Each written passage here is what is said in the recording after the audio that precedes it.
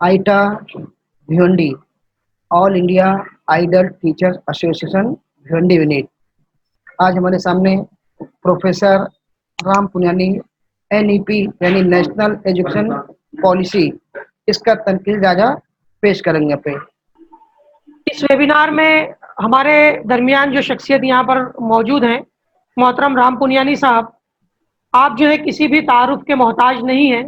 एक ज़माना, एक दुनिया आपको जानती है, आपके कामों को जानती है।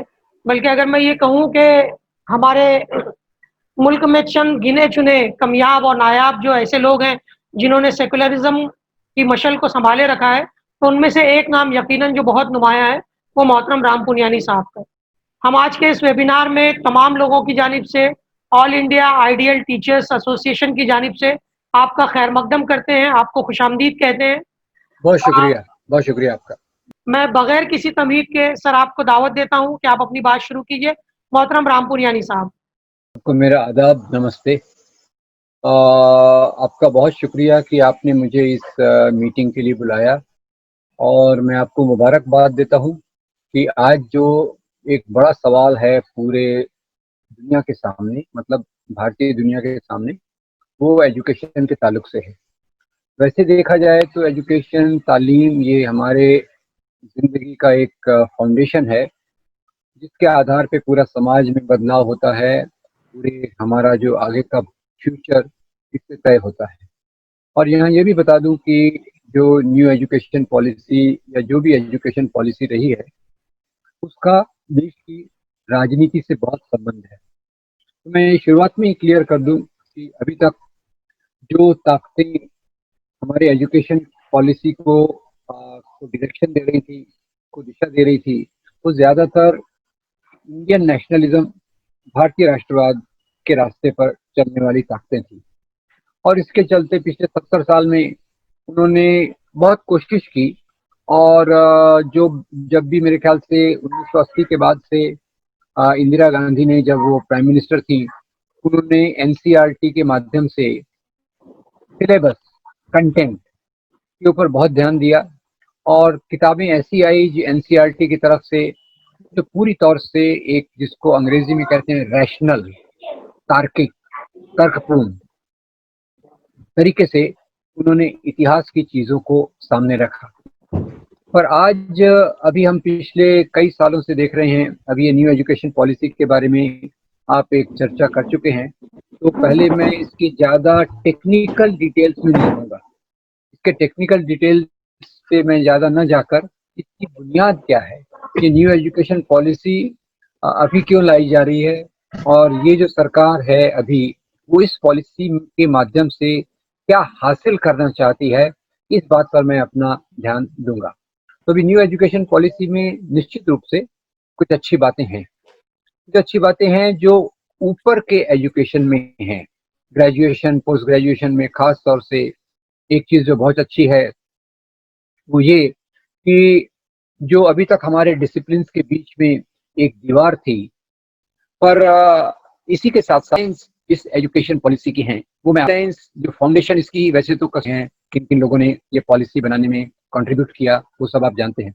मैं केवल इसके हाइलाइट्स जो हैं, जो हाइलाइट्स समाज के कमज़ोर तबकों को अफेक्ट करेंगे, समाज के आम लोगों को अफेक्ट करेंगे, उन 3-4 चीज़ों के बारे में आपके साथ गुफ्तगू करना चाहूँगा।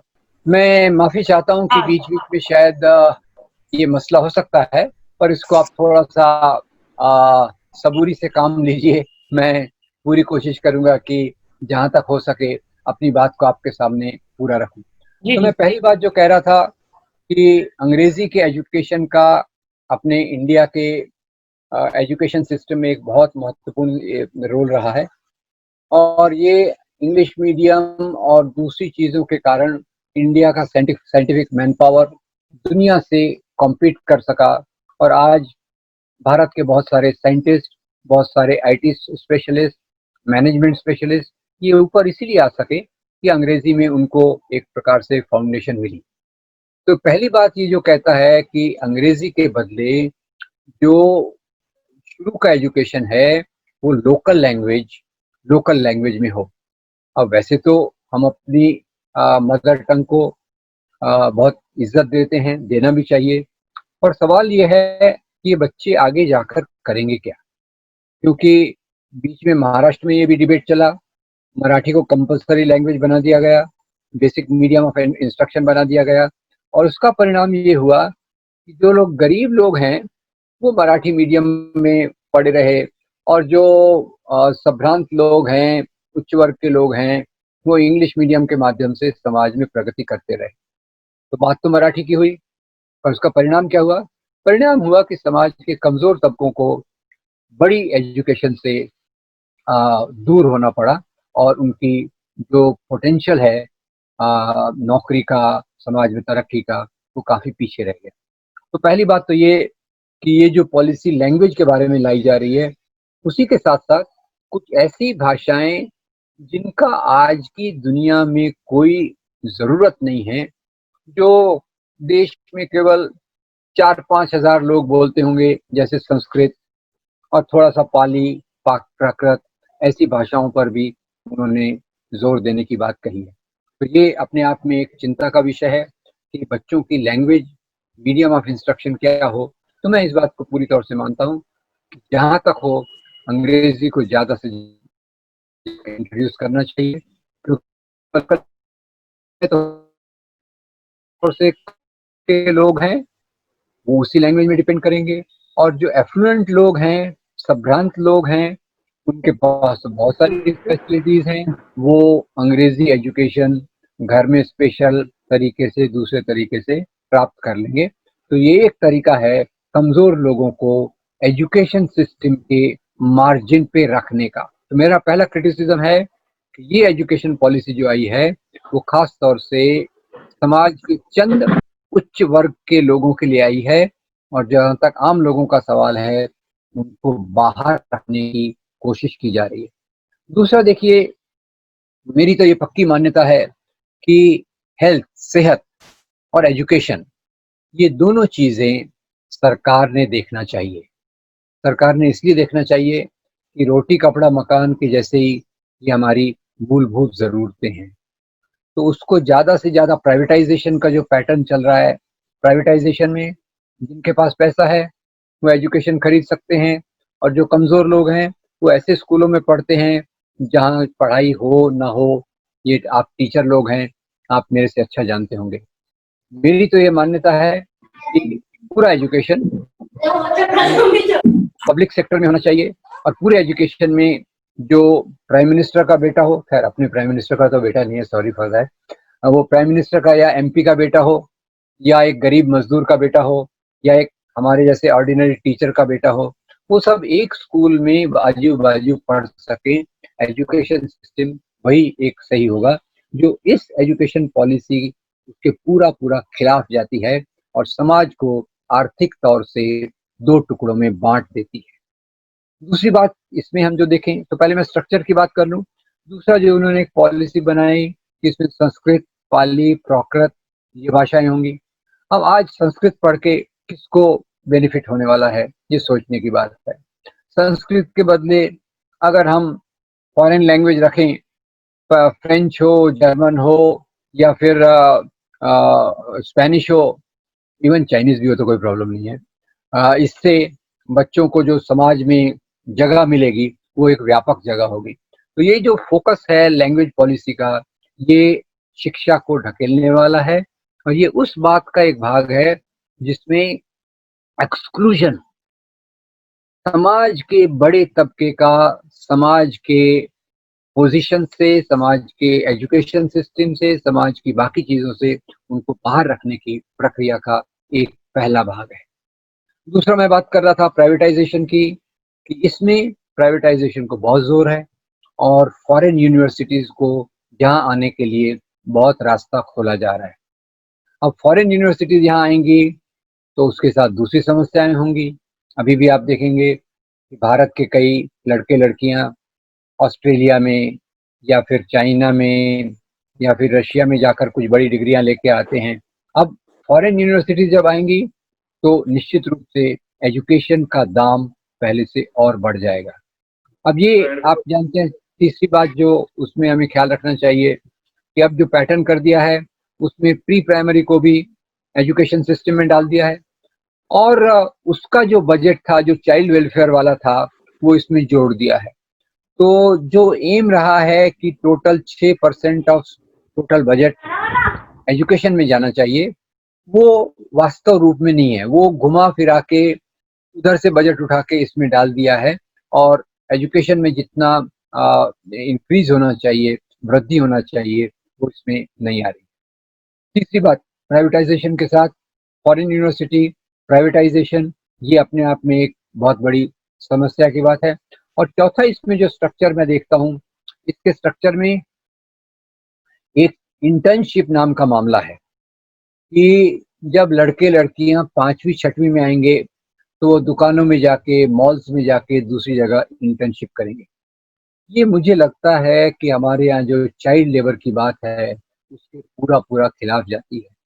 हमारा कानून, हमारी इवन तहजीब, हमारी संस्कृति में छोटे बच्चों से काम न कराना, ये हमारी इसका एक भाग है।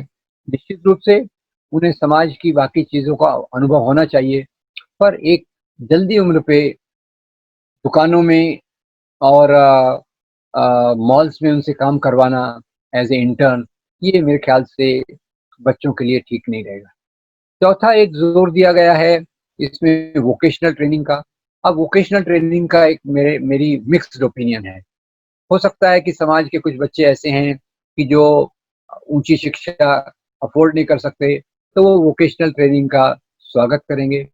पर यह भी हो सकता है कि कुछ लोगों को जानबूझकर ऐसा वोकेशनल ट्रेनिंग की तरफ ही भेजा जाएगा और जो हमारी पुरानी व्यवस्था थी, जिसमें कुछ लोग जाति व्यवस्था का आधार जिसने बनाया था, उसका एक पैटर्न बनने का चांस इसमें है। ये तीन बातें स्ट्रक्चरल हो गई और चौथी स्ट्रक्चरल बात के बाद में कंटेंट करिकुलम की बात आऊंगा। चौथी जो स्ट्रक्चरल बात है, इसमें फोकस इस बात का है कि इसको एक इंडियनाइज किया जाए, इस एजुकेशन सिस्टम में भारतीयकरण हो। और ये भारतीयकरण की बात जो है, मुझे उसमें सबसे बात ये लगती है कि भारतीय किसको कहते हैं। ये भारतीय, एक इंडियन वैल्यूज, भारतीय वैल्यूज उसको कहते हैं जो प्राचीन काल में थी। अब प्राचीन काल में जो था, वो मैं तो उसको मनुस्मृति से जोड़ता हूँ, उसको ऊंच नीच से जोड़ता हूँ और उसको ऐसी चीजों से जोड़ता हूँ जो खास बाद में आके, जो एक धर्म के लोगों को यहाँ का स्वाभाविक नागरिक मानती है और बाकी धर्म के लोगों को, खास तौर से इस्लाम और क्रिश्चियनिटी को, विदेशी धर्म मानती है। तो ये चार चीजें ऐसी स्ट्रक्चरल हैं जो इस सरकार के एजेंडा का प्रतिबिंब है, इस सरकार के एजेंडा का एक रिफ्लेक्शन है। जबकि होना ये चाहिए, मुझे लगता है कि जैसे हम समाज में प्रगति कर रहे हैं 70 साल के बाद, आज शुरू में आप देखेंगे कितने हमारे एजुकेशन मिनिस्टर्स थे, और जो पहले एजुकेशन मिनिस्टर मौलाना अबुल कलाम आज़ाद थे, पंडित नेहरू की गाइडेंस में उन्होंने पूरे सब काम किए, जिसमें IITs जैसे इंस्टीट्यूशंस आए, जिस उनकी फाउंडेशन बनी, साइंटिफिक इंस्टीट्यूशंस की फाउंडेशन, मॉडर्न एजुकेशन के रास्ते पर आगे ले जाना चाहिए। वो बात इस एजुकेशन, इस पॉलिसी में टोटली मिसिंग है। अब मैं इस बात को इससे जोड़ना चाहूंगा कि मिसिंग क्यों है, ये इसमें गायब क्यों है। ये जानबूझकर ये किसी ने रह गई हो, ऐसी बात नहीं है।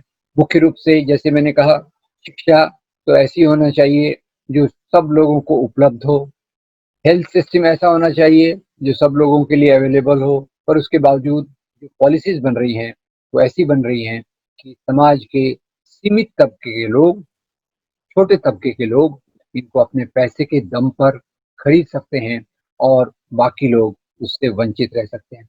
अब चौथी बात जो आता हूँ मैं इसके एजुकेशन करिकुलम के कंटेंट पर, तो ये बात हो गई स्ट्रक्चर की, फाउंडेशन ऑफ एजुकेशन स्ट्रक्चर।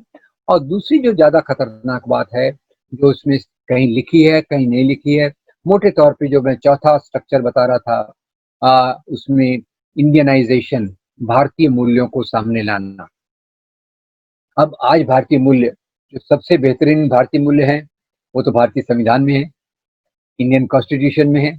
तो हमें बात करना चाहिए, पुराने ग्रंथों की बात करना गलत होगा, बात करना हमें चाहिए इस टाइप के डॉक्यूमेंट की जो आज भारत की डेमोक्रेसी का आधार है। तो उसके बदले ये ज़्यादा इनका जो फोकस है वो पुराने समय के मूल्यों को लाने का है। और यहाँ थोड़ा-सा अगर हम इतिहास देखें तो मैंने जैसा बता रहा था 1980 के दशक में सबसे पहले इंदिरा गांधी ने इतिहासों खास तौर से सोशल साइंसेस की किताबों में कुछ परिवर्तन लाए और वो परिवर्तन ऐसे थे जिसमें रैशनल थिंकिंग तर्कपूर्ण बातें सामने लाई गई थी और उसमें जिसको कहा जाता है, मैं कहूँगा रैशनल हिस्टोरियंस, और लोग उनको कई बार लेफ्ट हिस्टोरियंस कहते हैं। पर उनका फोकस किस बात पे था? उनका फोकस इस बात पे था कि वो राजाशाही को धर्म के नजरिए से न देखकर यहाँ के प्रोडक्शन सिस्टम के रूप में देखें।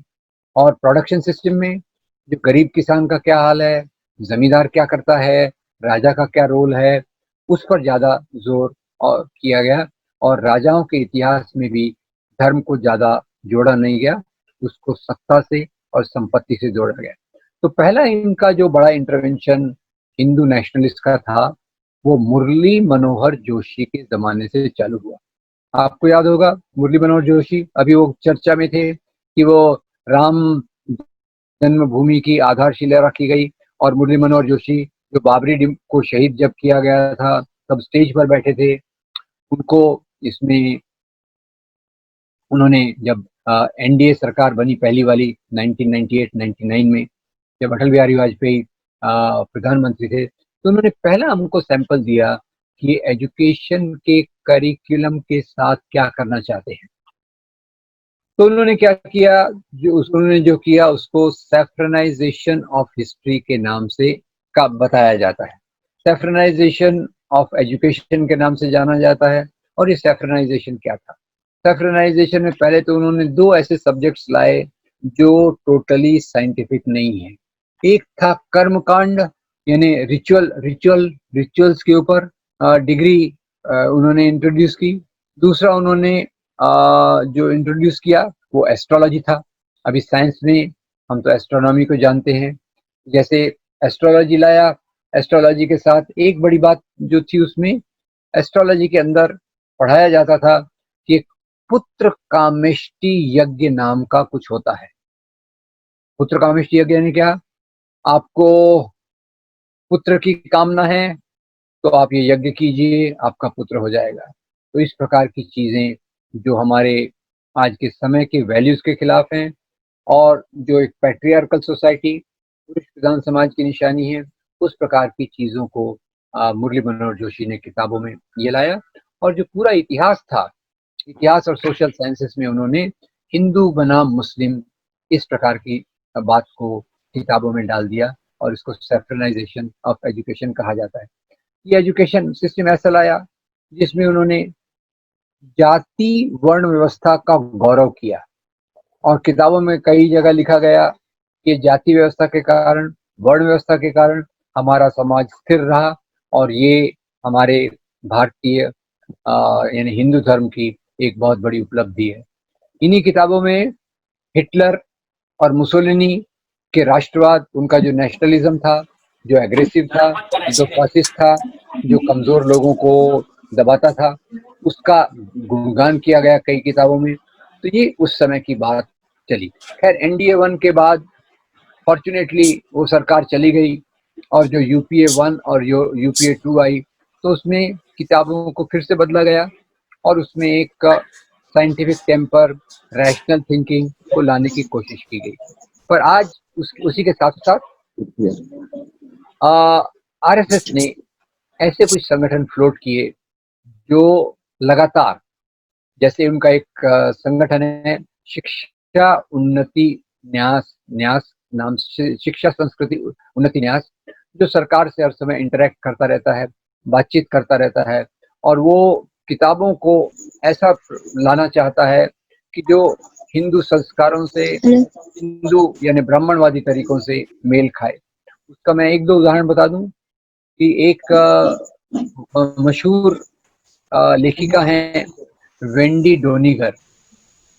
वेंडी डोनिगर ये संस्कृत की स्कॉलर हैं और ये हिंदू धर्म के स्कॉलर हैं। उनकी एक किताब है हिंदू रिलीजन पे, इन लोगों ने उस किताब को बैन करवा दिया, पल्प करवा दिया।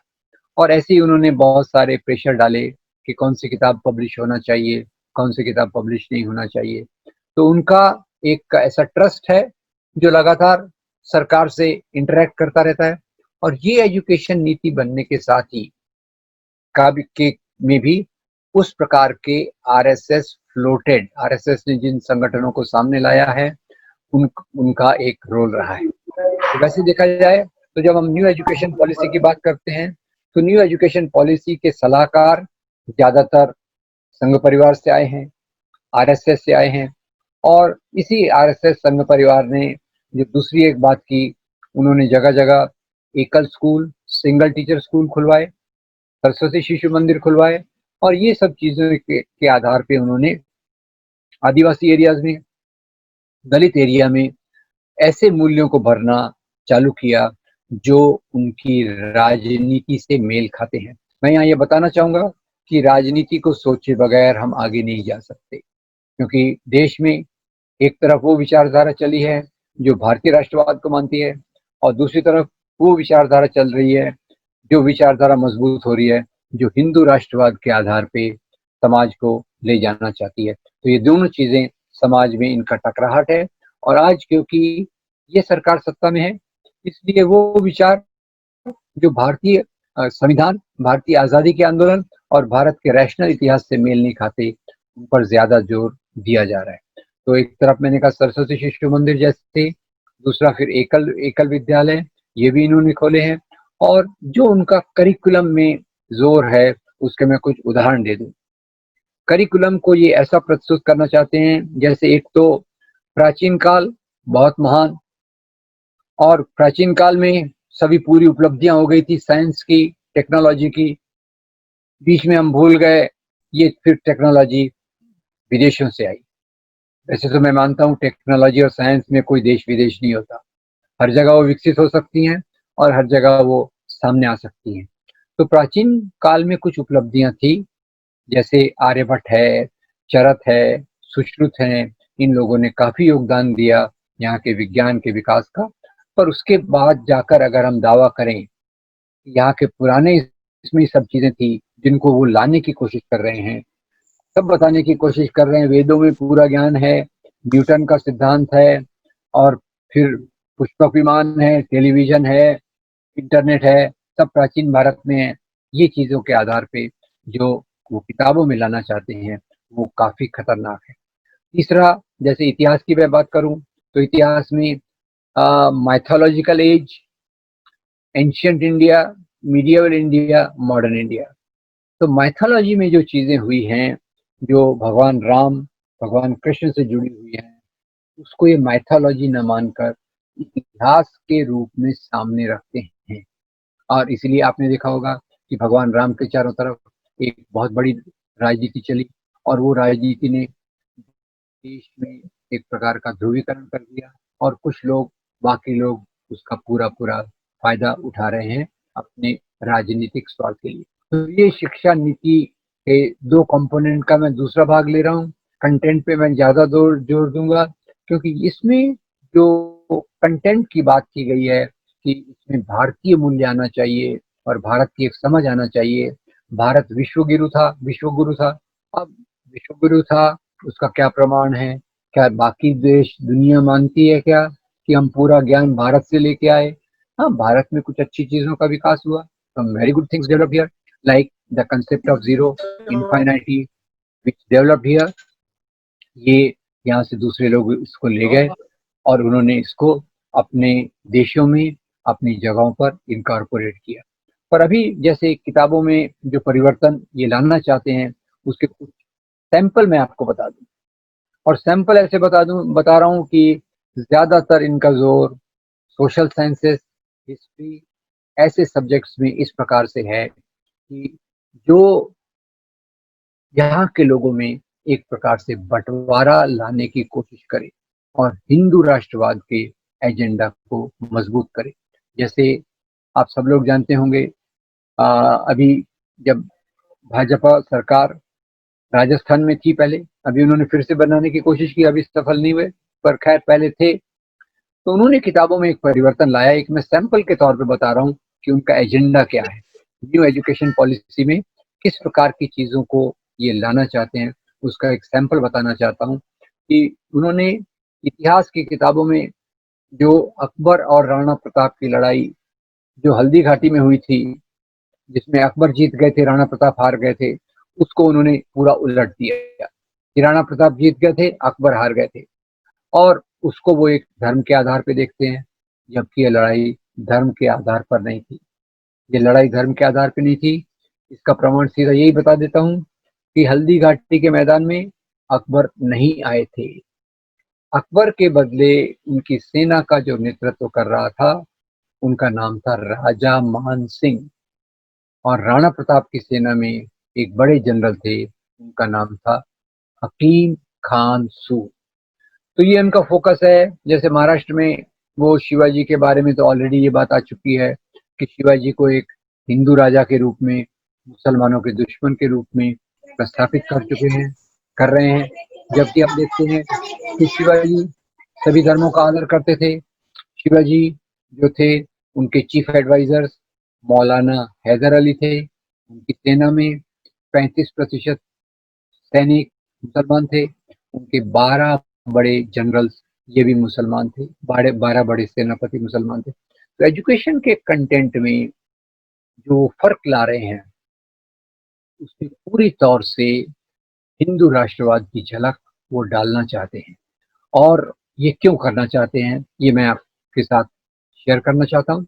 वो इसलिए कि अगर आप देखेंगे तो ज्यादातर इन्हें भारतीय संविधान से कोई लगाव नहीं है। और भारतीय संविधान के जो मूल्य हैं, लिबर्टी, इक्वालिटी, फ्रेटर्निटी, उसके खिलाफ ये जाकर एक हिंदू राष्ट्र की बात करते हैं। और ये हिंदू राष्ट्र पूरी तौर से आजाद